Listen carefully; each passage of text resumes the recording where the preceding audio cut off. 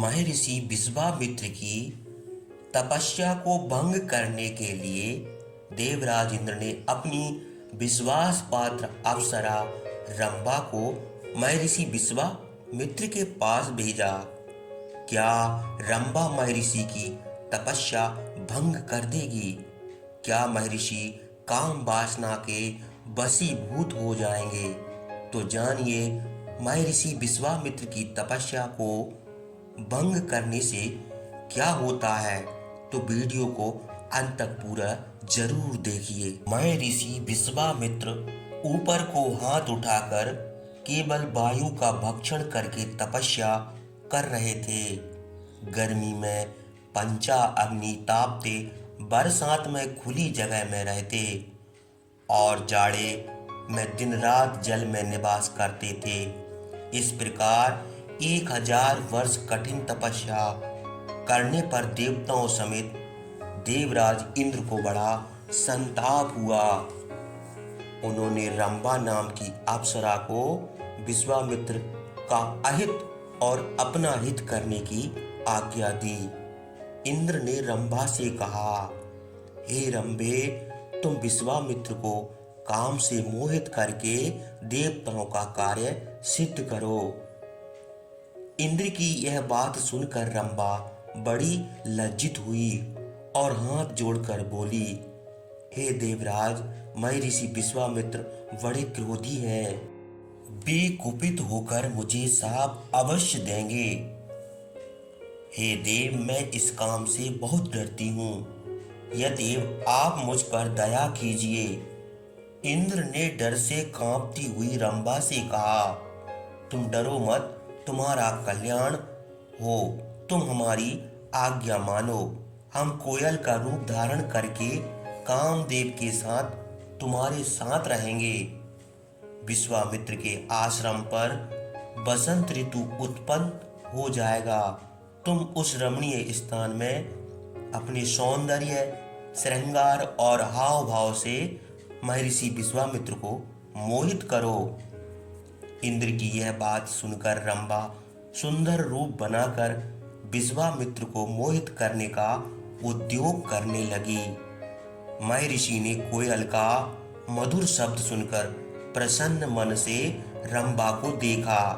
रंभा का मनोहर गाना और कोयल का मधुर शब्द सुनकर महर्षि ने समझ लिया कि यह सब इंद्र की करतूत है।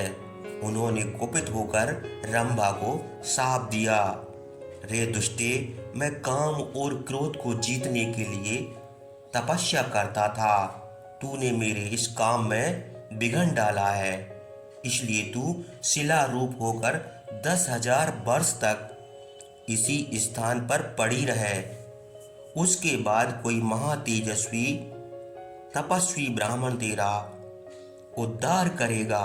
रंभा को यह शाप देकर भी महर्षि विश्वामित्र का क्रोध शांत न हुआ। उनको पश्चाताप हुआ कि इसे शाप देकर हमने अपनी तपस्या छीन कर दी। रंभा तो उसी समय शिला रूप हो गई और कामदेव डर के मारे भाग गया। क्रोध की उत्तेजना से तपस्या में विघ्न देखकर विश्वामित्र के मन में बड़ी अशांति पैदा हुई। तपस्या नष्ट होने की चिंता करते हुए उन्होंने अपने मन में ठान लिया कि अब मैं किसी को शाप ना दूंगा और ना कभी क्रोध करूंगा अथवा 100 वर्ष तक सांस ना लूंगा और इंद्रियों को जीतकर अपना शरीर सुखा दूंगा। तब तक ब्राह्मण तत्व न प्राप्त होगा, तब तक भोजन त्याग कर प्राणायाम करके बहुत वर्षों तक कठिन तपस्या करता रहूंगा। इस प्रकार तपस्या करने पर भी हमारा शरीर नष्ट न होगा। यह विचार कर उन्होंने 1000 वर्ष तक इसी नियमानुसार तपस्या करने की प्रतिज्ञा की। यह निश्चय करके महर्षि विश्वामित्र उत्तर दिशा को त्याग कर पूरब दिशा की ओर चले गए और वहां तपस्या करने लगे। उन्होंने मौन व्रत धारण करके 1000 वर्ष तक कठिन तपस्या की। 1000 वर्ष बीतने पर उनका शरीर काठ के समान हो गया। यद्यपि उस समय भी उनकी तपस्या में अनेक विघ्न हुए, किंतु उन्होंने क्रोध नहीं किया। 1000 वर्ष तपस्या करने का जो दृढ़ निश्चय किया था उसे पूरा कर दिया। व्रत समाप्त होने पर जब उन्होंने भोजन करने का इरादा किया, तब ब्राह्मण का रूप धारण करके इंद्र ने उनके पास आकर उनका भोजन मांग लिया। विश्वामित्र अपना भोजन उस ब्राह्मण को देकर उस दिन भी भूखे रह गए, किंतु ब्राह्मण ने कुछ न बोले। फिर उन्होंने मौन व्रत धारण कर लिया था। 1000 वर्ष तक सांस न लेने से उनके ब्रह्मरंध्र से धुआं निकलने लगा। उस धुएं से सारा संसार व्याकुल हो गया। देवता, ऋषि, गंधर्व, सर्प और राक्षस विश्वामित्र की तपस्या देखकर घबरा गए। सबका तेज मंद हो गया। वे लोक पितामह ब्रह्मा के पास जाकर कहने लगे, हे भगवान, हम लोग ने विश्वामित्र को कुपित करने के लिए अनेक प्रकार के उद्योग किए, किंतु किसी उपाय से भी कृत कार्य न हो सके, बल्कि उनकी तपस्या और भी बढ़ गई। उनमें रत्ती भर भी पाप नहीं देख पड़ता। यदि अब भी आप उनको अविष्ट कर देंगे तो वे अपनी तपस्या से तीनों लोकों का विनाश कर देंगे। इस समय सब दिशाएं उनके तपोबल से व्याकुल हो रही हैं। कहीं प्रकाश नहीं है, समुद्र कांप रहा है और पर्वत फटे जाते हैं, पृथ्वी कांपती है और वायु बड़े वेग से चलती है। हे भगवान, अब हम लोगों की कोई उपाय नहीं समझ में आता। हमको जान पड़ता है कि सारा संसार नष्ट हो जाएगा।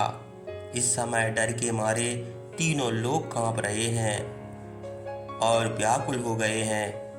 महर्षि विश्वामित्र के तेज से भगवान सूर्यदेव तेजहीन हो गए हैं। यद्यपि हे भगवान, प्रलय काल के अग्नि के समान महर्षि विश्वामित्र द्वारा सृष्टि का संहार हो जाने से पहले ही आप उनको प्रसन्न कीजिए। यदि वे स्वर्गलोक का राज चाहते हैं तो आप वही उनको दे दीजिए। देवताओं के यह कहने पर ब्रह्मा उनके साथ लेकर विश्वामित्र के पास गए और उनसे कहने लगे, हे ब्रह्म ऋषि, आपकी तपस्या से हम लोग प्रसन्न हैं। कौश की अपनी तपस्या के प्रभाव से अब आप ब्राह्मण हो गए हैं।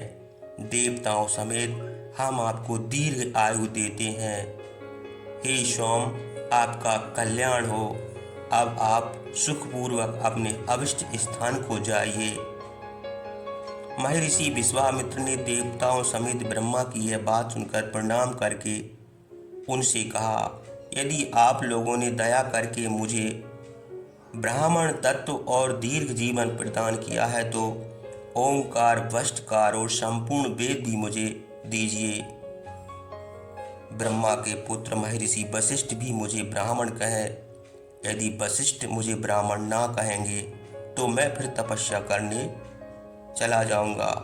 हे रामचंद्र, देवताओं की प्रार्थना करने पर महर्षि वशिष्ठ ने विश्वामित्र से मित्रता कर ली और उनसे कहा, अब आप निस्संदेह ब्रह्म ऋषि हो गए हैं। उसके बाद देवता अपने अपने स्थान को चले गए। धर्मात्मा विश्वामित्र ने ब्राह्मण तत्व प्राप्त करके महर्षि वशिष्ठ की पूजा की। इस प्रकार महर्षि विश्वामित्र सफल मनोरथ होकर पृथ्वी पर घूमने लगे। हे रामचंद्र, महात्मा विश्वामित्र इस प्रकार से ब्राह्मण हुए। वे बड़े धर्मात्मा और तपस्या की तो साक्षात मूर्ति ही हैं।